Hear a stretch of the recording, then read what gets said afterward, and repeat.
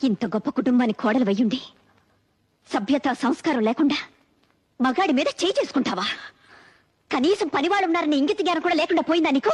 తప్పుడు మాట అంటే చెప్ప పగలగొట్టాను తప్ప. అయినా నువ్వెవరు నాకు అడ్వైస్ చేయడానికి? నాకు అత్తగారివా? కోడలిగా ఈ ఇంట్లో దీపం పెట్టడానికి నువ్వెలా వచ్చావో నేను అలాగే వచ్చాను. దీపం పెట్టడం అంటే నూనె పోసి వత్తి వేసి వెలిగించడం కాదే.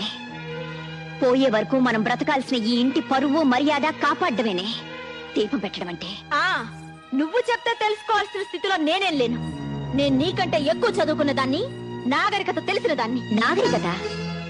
నాగరికత అంటే అర్థం పెద్దవాళ్ళని గౌరవించకపోవడం, మగాన్ని చేయి చేసుకోవడం అనుకుంటున్నావా? కాదే. పట్టు చీర కట్టినా పాతి చీర కట్టినా ఎదుటి వాళ్ళు చేతులెత్తి నమస్కరించేలా ఉండటమేనే నాగరికత అంటే. చూడు, ఇంకో ఆర్గ్యుమెంట్స్ అనవసరం. నీతో నీతులు చెప్పించుకునే అవసరం గాని అడ్డమైన వాళ్ళ ముందు తలంచి బ్రతకాల్సిన కర్మ గానీ నాకు లేదు. నిన్ను తల ఉంచుకుని బ్రతకమండం లేదు.